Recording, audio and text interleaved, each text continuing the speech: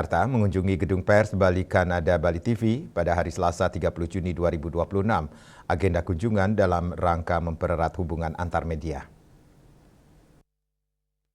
Director General of Xinhua News Agency Jakarta Bureau, Chow Kai, bersama Chief of Marketing Xinhua Jakarta Bureau, Lee Sibo, disambut langsung oleh pimpinan redaksi Bali TV, Imade Swece. Dalam pertemuan tersebut, Chow Kai memperkenalkan Xinhua sebagai kantor berita nasional Tiongkok yang telah beroperasi di Indonesia sejak tahun 1954. Ia menyampaikan bahwa Bali TV dan Bali Post merupakan media yang memiliki pengaruh kuat di Bali sehingga dinilai memiliki potensi besar untuk menjalin kemitraan strategis dengan Xinhua.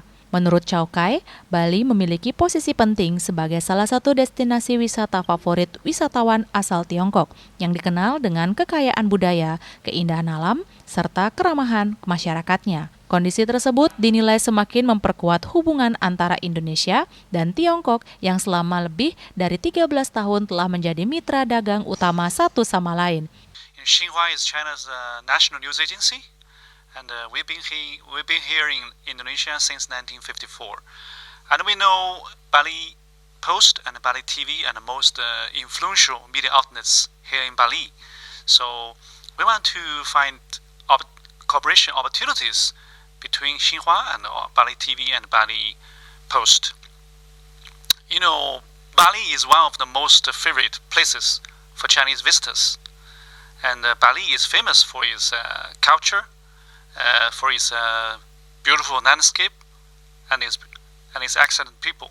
So I think China and Indonesia are biggest trading partners for more than 13 years, and there are many opportunities between our great two peoples.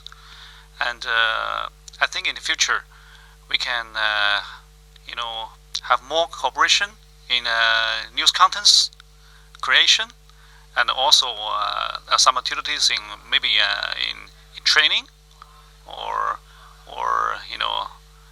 personal exchanges. Kunjungan Xinhua Jakarta ke Bali TV diharapkan menjadi awal terbangunnya kolaborasi yang lebih erat antara kedua lembaga media, sekaligus memperkuat pertukaran informasi dan kerjasama media Indonesia-Tiongkok di masa mendatang. Bunga dan Angkat Wirawan, Bali TV.